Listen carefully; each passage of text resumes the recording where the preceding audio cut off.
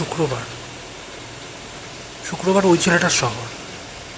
ওই ছেলেটা ক্লাস 8 কিংবা 9-এ পড়ে।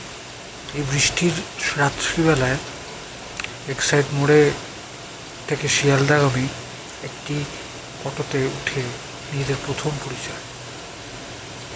শুক্রবার শুক্রবার সেই অফিস ফেরা ছেলেটার শহর, যে ছেলেটি আপনার ওই বৃষ্টির আগে আকাশে মেঘ ডাকছে, তাড়াতাড়ি বাড়ি ফিরবে না একটু দেরি করে ফিরবে, বৃষ্টিটার মধ্যে ভিজতে ভিজতে ফিরবে,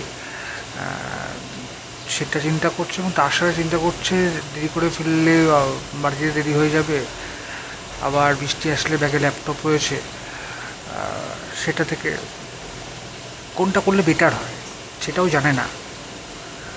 সেটা ধরে রাখতে পাওয়ার বা ধরে রাখা, হাল ছেড়ে দেওয়ার সেই ছেলেটার শহর। বৃষ্টিতে ভিজতে ভিজতে বাড়ি ফিরবে না বৃষ্টিটা কমবে তারপর বাড়ি ফিরবে। শুক্রবারের এই বৃষ্টি স্নাত তিলোত্তমা সেই 50 ঊর্ধ্ব কোলে মার্কেট চত্বরের একটি বাবুর দোকানে খাতা লেখার কাকু, যে কাকু মফস্বল থেকে শহরে কাজ করতে আসে,